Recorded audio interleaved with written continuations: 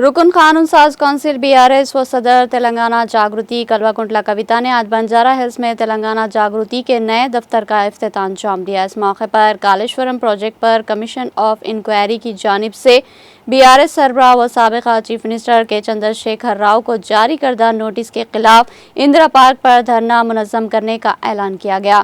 तेलंगाना जागृति के दफ्तर की इफ्तिताही तकरीब के बाद एक पुरहुजूम प्रेस कॉन्फ्रेंस से खिताब करते हुए के कविता ने कहा कि चंद्रशेखर राव की दो आंखें, एक बीआरएस और दूसरी तेलंगाना जागृति है।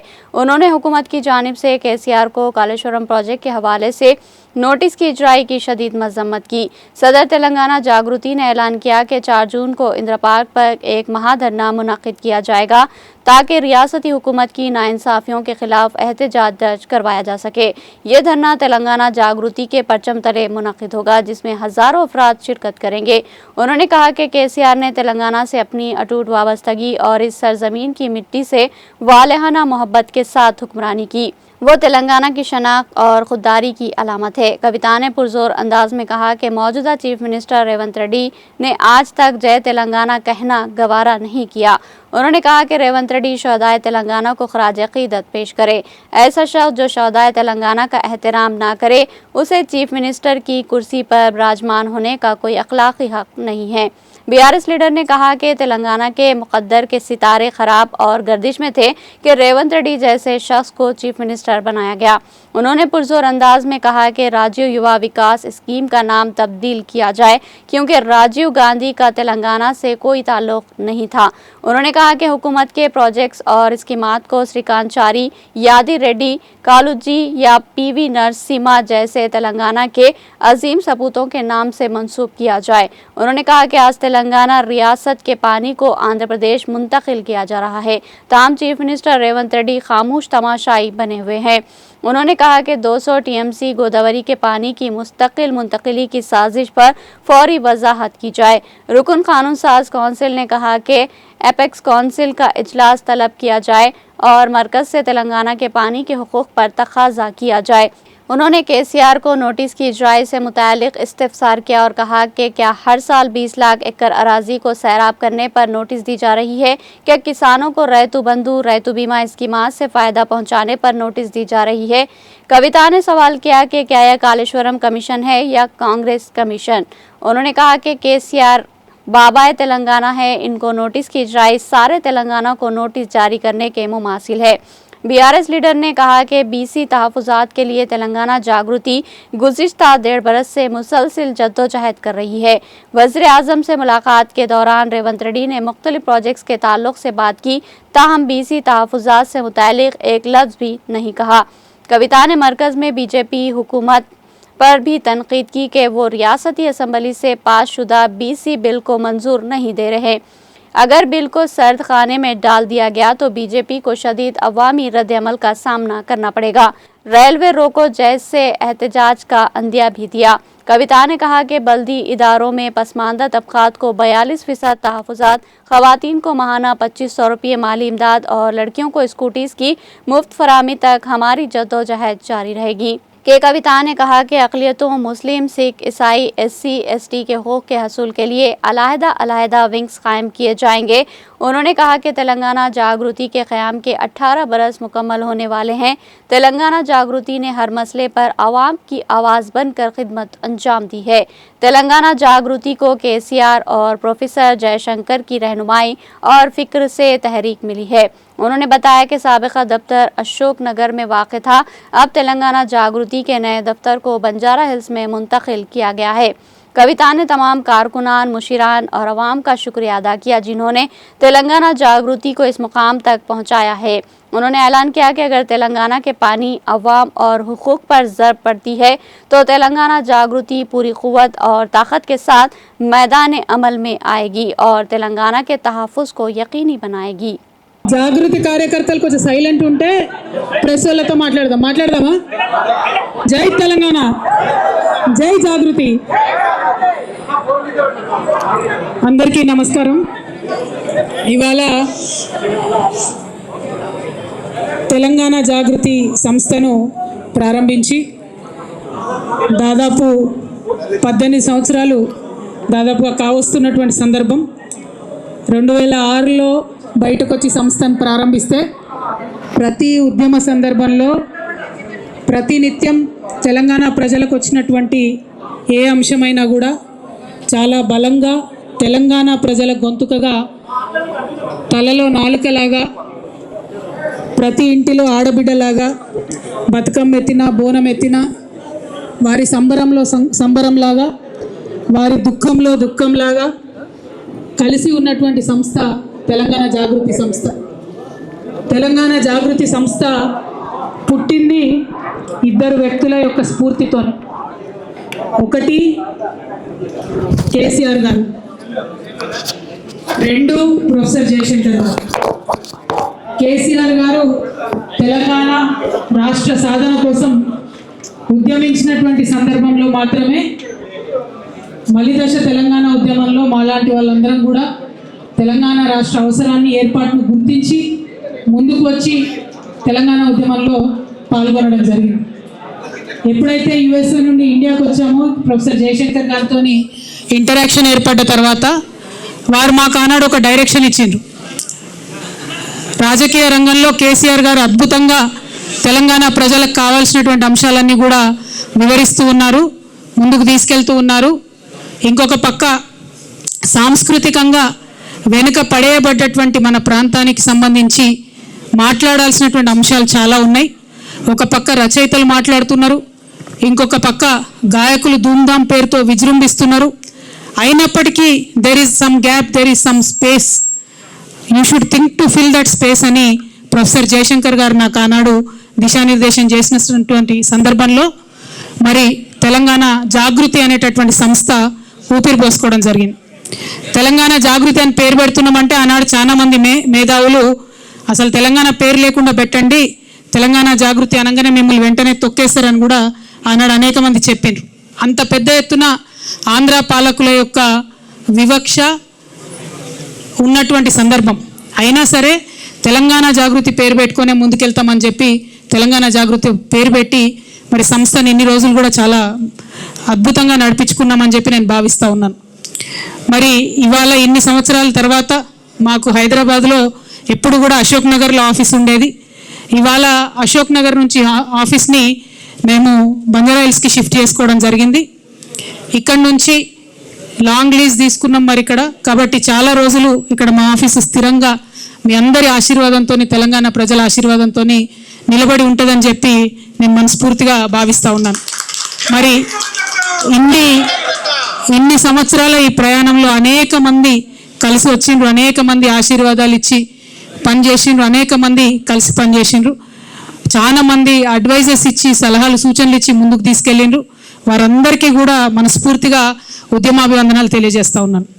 మరి మీ అందరికీ కూడా తెలిసినటువంటి విషయమే, కేసీఆర్ గారు తెలంగాణ రాష్ట్రం సాధించిన తర్వాత, తెలంగాణ రాష్ట్రం ఏర్పడ్డ తర్వాత అద్భుతంగా తెలంగాణ సోయితోని పరిపాలన జరిగింది. మేము తెలంగాణ జాగృతి సాంస్కృతిక రంగంలో ఏ చిన్న కార్యక్రమం అడిగినా, ఏ చిన్న అంశం డిమాండ్ చేసినా మాకు నిమిషాలలో జీవో వచ్చినటువంటి సందర్భం. చాకల ఐలమ్మ గారిది ఉదాహరణకు అధికారికంగా చేయాలి అంటే ఒకటే సెకండ్లో జీవో వచ్చినటువంటి సందర్భం. మిషన్ భగీరథకు సగరుల ఆరాధ్య దైవమైనటువంటి భగీరథ పేరు పెట్టడం అన్నది మేము అడగకుండానే కేసీఆర్ గారు మాకు ఇచ్చినటువంటి వరం. అట్లా ఏ ఒక్క అంశం తీసుకున్నా సేవాలాల్ మహారాజ్ యొక్క జయంతిని అఫీషియల్గా ప్రభుత్వం నుంచి చేసిన ఏకైక ప్రభుత్వం కేసీఆర్ గారి ప్రభుత్వం భారతదేశంలో. అట్లా ప్రతి ఒక్కరిని కూడా ముందుకు తీసుకెళ్ళి అద్భుతంగా పరిపాలన చేసినటువంటి కేసీఆర్ గారు. అంబేద్కర్ని మనందరం ఆరాధించేటటువంటి అంబేద్కర్ని 125 అడుగుల ఎత్తు నిలబెట్టి దేశంలోనే ఆనాడు అత్యంత పెద్ద విగ్రహంగా అంబేద్కర్ నిలుపుకున్నాం. అట్లా 1-2 కాదు, ప్రతి ఒక్క అంశంలో కూడా తెలంగాణ సోయితో పరిపాలన జరిగింది. మరి ఇవాళ ఉన్నటువంటి పరిపాలన మనం చూసుకుంటే ఈ 10 సంవత్సరాలకి ఇప్పటికి చాలా తేడా ఉంది. మన కర్మ ఏంటంటే ఇప్పుడున్నటువంటి మన ముఖ్యమంత్రి గారు కనీసం జై తెలంగాణ అని కూడా అన్నాడు. ఇవాళ మా తెలంగాణ జాగృతి ప్రారంభించుకున్న ఇక్కడ కొత్త ఆఫీస్ని, స్టేట్ ఆఫీస్ని ప్రారంభించుకున్నటువంటి సందర్భంగా ఎల్లుండే రాష్ట్ర అవతరణ దినోత్సవం వస్తుంది. నేను రాష్ట్ర ముఖ్యమంత్రి గారిని డిమాండ్ చేస్తూ ఉన్నాను, సీఎం గారు కనీసం ఇప్పటికన్నా మీరు జై తెలంగాణ నినాదం అనండి. ఎల్లుండి రాష్ట్ర అవతరణ దినోత్సవం నాడు కనీసం అమరవీరులకు నివాళులు అర్పించండి అని చెప్పి నేను ముఖ్యమంత్రి గారిని డిమాండ్ చేస్తూ ఉన్నాను. నిజానికి జై తెలంగాణ అనని వాడికి, తెలంగాణ అమరవీరులను తలుచుకున్నటువంటి వారికి, నివాళులు అర్పించని వారికి ఆ కుర్చీలో కూర్చునే అర్హత కూడా లేదు. కానీ తెలంగాణ గ్రహచారం బాగాలేక మరి రేవంత్ రెడ్డి గారు మనకు ముఖ్యమంత్రి అయినరు. ఏదైతే ఉద్యమకారుల మీద గన్ను తీసుకొని పోయిండో అటువంటి వ్యక్తి అలా ముఖ్యమంత్రి అయినరు.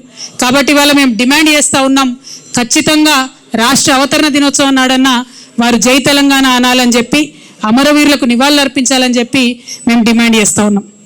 అదేవిధంగా జూన్ 2వ తారీఖు నాడు మరి కాంగ్రెస్ ప్రభుత్వం ప్రకటించింది, రాజీవ్ యువ వికాసం అనే పేరుతోని పథకం తీసుకొస్తామని పేపర్లలో నేను చదివిన. రాజీవ్ గాంధీకి మాకేం సంబంధం అండి? తెలంగాణ రాష్ట్రానికి రాజీవ్ గాంధీ గారికి ఏం సంబంధం? నేను ముఖ్యమంత్రి గారిని డిమాండ్ చేస్తూ ఉన్నా, తెలంగాణ యువకుల కోసం చేపట్టేటటువంటి పథకానికి మీరు ఖచ్చితంగా తెలంగాణ వాదుల పేరు పెట్టాలి. తెలంగాణ రాష్ట్రం ఏర్పడడం కోసం ప్రాణత్యాగం చేసినటువంటి శ్రీకాంతాచారి పేరు పెట్టండి, యాదిరెడ్డి పేరు పెట్టండి, లేకపోతే మహానుభావుడు కాళోజీ పేరు పెట్టండి, కొండా లక్ష్మణ్ బాపూజీ గారి పేరు పెట్టండి, దొడ్డి కొమరయ్య పేరు పెట్టండి, లేదంటే పివి నరసింహారావు గారు మీ కాంగ్రెస్ పార్టీ నుంచే దేశ ప్రధానిగా ఉన్నటువంటి పివి గారి పేరన్నా పెట్టి ఆ కార్యక్రమాన్ని ప్రారంభించాలని మేము డిమాండ్ చేస్తూ ఉన్నాం. తెలంగాణ యువ వికాసం అనే పేరుతోని కార్యక్రమం ఉండాలి, కానీ రాజీవ్ యువ వికాసం అనే పేరుతోని కార్యక్రమం ఉండకూడదని, అది కూడా మీరు అవతరణ దినోత్సవం నాడు ప్రారంభిస్తున్నారు కాబట్టి మేము ఈ డిమాండ్ చేస్తూ ఉన్నాం. అదేవిధంగా తెలంగాణ రాష్ట్ర ఏర్పాటులో ఏమాత్రం భాగస్వామ్యం లేనటువంటి అనేక అంశాలను ముఖ్యమంత్రి గారు ప్రతిపాదిస్తున్నారు, కానీ తెలంగాణ రాష్ట్రం యొక్క నీళ్లు తరలించుకొని పోతూ ఉంటే మాట్లాడలేనటువంటి పరిస్థితి ముఖ్యమంత్రి ఉన్నది. ఎందుకోసం అంటే అక్కడ చంద్రబాబు నాయుడు గారు నదుల అనుసంధానం పేరుతోని బనకచెర్ల రిజర్వాయర్ కడతా ఉన్నాం, మేము పెద్ద బ్యారేజ్ కట్టుకుంటాం, 200 టీఎంసీ నీళ్లు తీసుకుపోతామంటే కూడా ముఖ్యమంత్రి గారు ఏమీ కూడా అనలేనటువంటి పరిస్థితి ఉన్నది. ఎందుకోసం ఇంత వీక్నెస్ ఉన్నది మీకు? ఎందుకు ఇంత అసక్తత ఉన్నది? ఎందుకు తెలంగాణ ప్రజల కోసం మీరు పనిచేస్తలేరు? పక్క రాష్ట్రం ప్రయోజనాల కోసం మీరు ఎందుకు పనిచేస్తూ ఉన్నారు? ఆనాడు కేసీఆర్ గారు ముఖ్యమంత్రిగా ఉన్నప్పుడు రివర్ లింకింగ్ ప్రాజెక్ట్ ఏదైతే కేంద్ర ప్రభుత్వం ప్రతిపాదించిందో దాన్ని ఖచ్చితంగా తుపాకులగూడెం బ్యారేజ్ దగ్గర నుండి ప్రారంభించాలని కేసీఆర్ గారు ప్రతిపాదించారు. కానీ ఆనాడు కేంద్రం ఒప్పుకోలే, మేము ఇచ్చంపల్లి దగ్గర పెడతాం రివర్ లింకేజ్ అని చెప్పడం జరిగింది. మరి ఇవాళ ఏ మీటింగ్ కాలేదు, ఏ అపెక్స్ కౌన్సిల్ కలవలేదు, కేంద్ర ప్రభుత్వం రాష్ట్ర ప్రభుత్వంతో చర్చలు జరపలేదు. కేవలం చంద్రబాబు నాయుడు గారి డైరెక్షన్లో ఈ రివర్ లింకేజ్ ప్రాజెక్టు పాయింట్ పోలవరంకి తీసుకొని వెళ్ళడం జరిగింది. పోలవరం నుండి 200 టీఎంసీ గోదావరి నీళ్లను మొత్తం కూడా తీసుకెళ్ళిపోతున్నారు. ఇవాళ గోదావరి కావేరీ లింక్ పేరు మీద చెన్నైకి నీళ్ళు ఇవ్వాలని చెప్పేటటువంటి వంక పేరు మీద గోదావరి నది నీళ్లు పర్మనెంట్గా తెలంగాణకు దూరం కాబోతా ఉన్నాయి. మరి అయినా కూడా ముఖ్యమంత్రి గారు మాట్లాడతలేరు. ఇది చాలా దారుణం. ఎల్లుండి జూన్ 2న తెలంగాణ రాష్ట్ర అవతరణ దినోత్సవం నాడు ముఖ్యమంత్రి గారు ఒక స్పష్టమైన ప్రకటన దీని మీద చేయాలి. అపెక్స్ కమిటీ మీటింగ్ ఇమీడియట్గా పిలవాలని చెప్పి డిమాండ్ చేయాలి. మనకేదైతే 200 టీఎంసీలు నీళ్ళు నష్టపోతామో మన నీళ్ళ మీద మనకు వాటా కావాలని చెప్పి ముఖ్యమంత్రి గారు డిమాండ్ చేయాలని నేను కోరుతా ఉన్నాను. కేసీఆర్ గారు కాళేశ్వరం ప్రాజెక్ట్ ఎందుకోసం కట్టిండ్రు? ఈ 200 టీఎంసీల హక్కు మనకు తెలంగాణకు ఉండాలని చెప్పి వారు కట్టిండ్రు. మరి ఇవాళ కేసీఆర్ గారు కాళేశ్వరం కట్టి 4 సంవత్సరాలుగా ప్రతి సంవత్సరం 20 లక్షల ఎకరాలకు నీళ్ళు ఇస్తుంటే మీరు చూసి ఓర్వలేక ఇవాళ కేసీఆర్ గారికి నోటీస్ ఇచ్చిరా? 1 కోటి ఎకరాల మాగాణం తెలంగాణ వేసినందుకు కేసీఆర్ గారికి ఇలా మీరు నోటీసులు ఇచ్చిండ్రా? రైతులకు రైతు బీమా పేరుతో ఆదుకున్నందుకు మీరు నోటీసులు ఇచ్చిండ్రా? రైతు బంధు పేరుతో ఆదుకున్నందుకు మీరు నోటీస్ ఇచ్చిండ్రా? కేసీఆర్ కిట్ ఇచ్చినందుకు నోటీస్ ఇచ్చిండ్రా? తెలంగాణ ప్రజలకు మేలు చేసినందుకు నోటీస్ ఇచ్చిరా? ఎందుకోసం నోటీస్ ఇచ్చిండ్రు? అది అసలు కాళేశ్వరం కమిషనా, కాంగ్రెస్ కమిషనా అని ముఖ్యమంత్రి గారు నేను ప్రశ్నిస్తూ ఉన్నాను. ప్రతి తెలంగాణ బిడ్డ కూడా బాధపడతా ఉన్నారు. తెలంగాణ జాతిపిత అయినటువంటి కేసీఆర్ గారి మీద మీరు ఇవాళ నోటీసులు ఇవ్వడం అంటే యావత్తు తెలంగాణకు నోటీసులు ఇచ్చినట్టే అని నేను భావిస్తూ ఉన్నాను. ఎందుకోసం ఈ మాట చెప్తా ఉన్నామంటే ఆ బక్కపల్సటి మనిషి ఒకసారి పిడికిలెత్తి బయలుదేరితేనే ఇవాళ తెలంగాణ రాష్ట్రం వచ్చింది. తెలంగాణ రాష్ట్రం వచ్చింది కాబట్టే మీరు ఇవాళ తెలంగాణ రాష్ట్రానికి ముఖ్యమంత్రిగా ఉన్నారు. అది మర్చిపోయి అటువంటి వ్యక్తికే మీరు ఇవాళ నోటీస్ ఇవ్వడం ఎందుకోసం ఇస్తూ ఉన్నారు? మొత్తం ఈ నోటీస్ ఏంది, ఈ కమిషన్ ఏంది, ఈ కథ ఏంది? తెలంగాణ జాగృతి సైనికులంతా కూడా యావత్ రాష్ట్రానికి జూన్ 4వ తారీఖు నాడు ఒక మహాధర్నా చేస్తాం. మేము ఆ ధర్నాలు అన్నీ కూడా వివరిస్తాం. మీ కుట్ర ఏంది, కాళేశ్వరం ఏంది, ఇవన్నీ కూడా వివరిస్తాం. జూన్ 4వ తారీఖు నాడు ఒక మహాధర్నా చేపట్టబోతా ఉన్నాం ఇందిరా పార్క్ దగ్గర తెలంగాణ జాగృతి తరఫున. ఖచ్చితంగా అక్కడ మొత్తం కూడా మీరు ఎట్లా గుత్తేదారులకు వంతబాడుతున్నారు, ఎట్లా తెలంగాణ రైతాంగాన్ని ఎండబెడుతున్నారు, ఎందుకోసం కాళేశ్వరం ప్రాజెక్టు మీరు వాడతలేరు, ఎందుకు నిర్వీర్యం చేస్తున్నారు, ఈ అంశాలన్నీ కూడా తెలంగాణ ప్రజల ముందు బట్టబయలు చేస్తామని చెప్పి ఈ సందర్భంగా మేము తెలియజేస్తూ ఉన్నాం. అదేవిధంగా మీకు తెలుసు తెలంగాణ జాగృతి అనేక కార్యక్రమాలు చేసుకుంటూ వచ్చింది. బీసీ బిల్లు కోసం గత సంవత్సరంన్నరగా మేము పోరాటం చేస్తూ ఉన్నాం.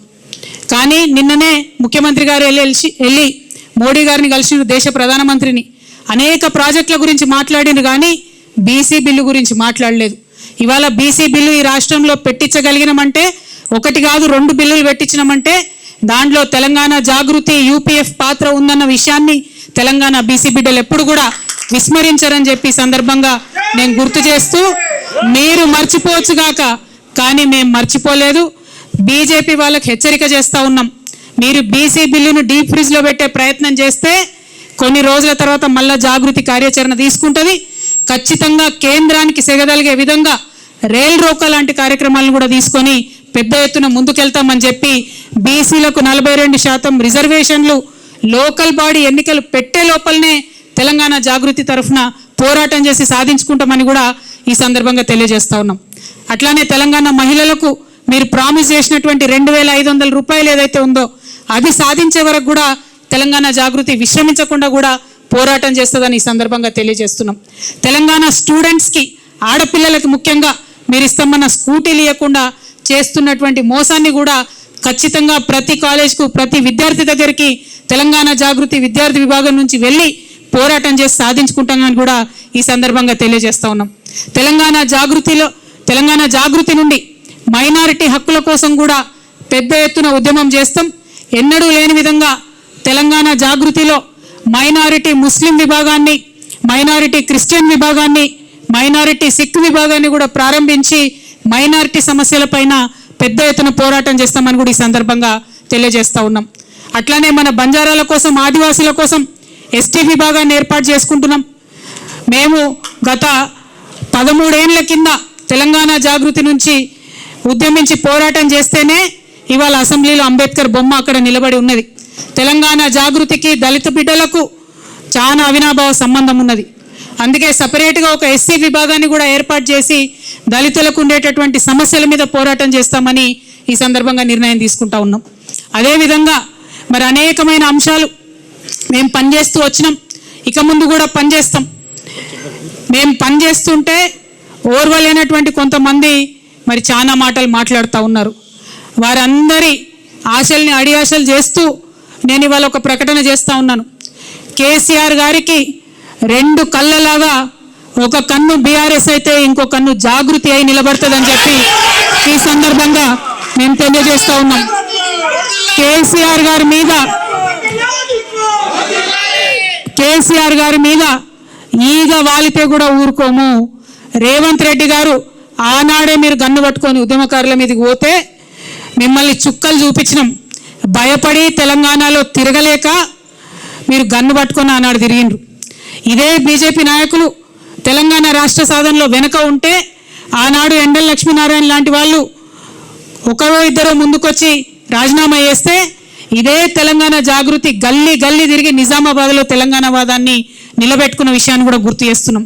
ఇవాళ అంశాలన్నీ మరిచి బీజేపీ వాళ్ళు తెలంగాణ కోసం ఒక్క మాట కూడా మాట్లాడకుండా 8 మంది ఎంపీలను గెలిపించిన నీళ్లు మనవి తరలించకపోతుంటే మాట్లాడకుండా ₹1 నిధులు కూడా కేంద్ర బడ్జెట్ నుంచి మాకు ఇవ్వకుండా మీరు చేస్తూ ఉన్నారు.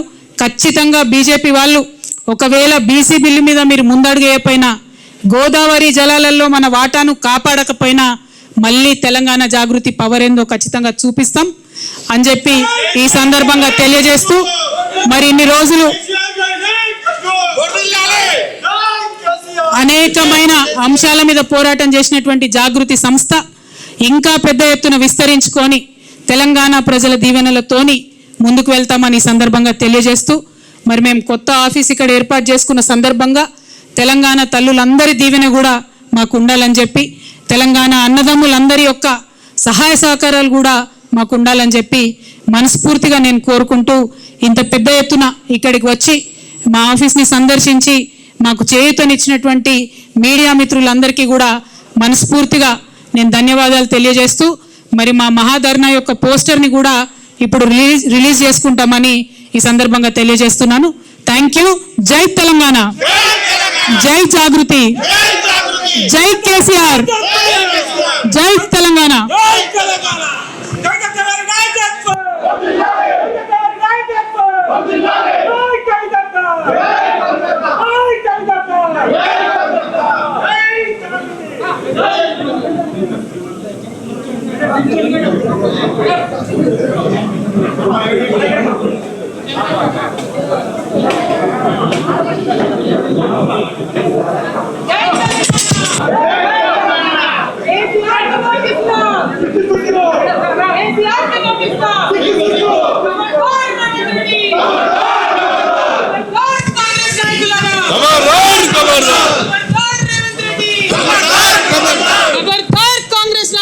खबरदार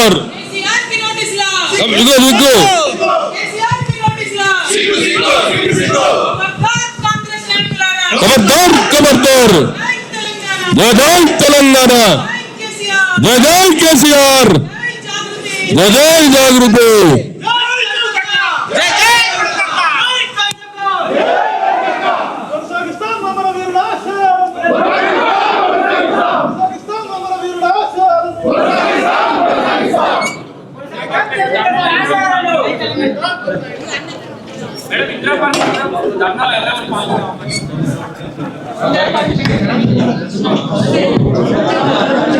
తెలంగాణ వాదులందరికీ కూడా ఆహ్వానం పలుకుతా ఉన్నాం. తెలంగాణ వాదులందరినీ కూడా స్వాగతిస్తున్నాం. అనేక మంది నీటి రంగానికి సంబంధించినటువంటి నిపుణులను కూడా పిలువబోతా ఉన్నాం. కాళేశ్వరం ప్రాజెక్టు ఎంత గొప్ప ప్రాజెక్టు, కాళేశ్వరం ప్రాజెక్టుని మరి ఆపడం ద్వారా తెలంగాణకు ఎట్లా అన్యాయం జరుగుతూ ఉందనే విషయాలన్నీ కూడా తెలియజేయబోతా ఉన్నాం. Thank you.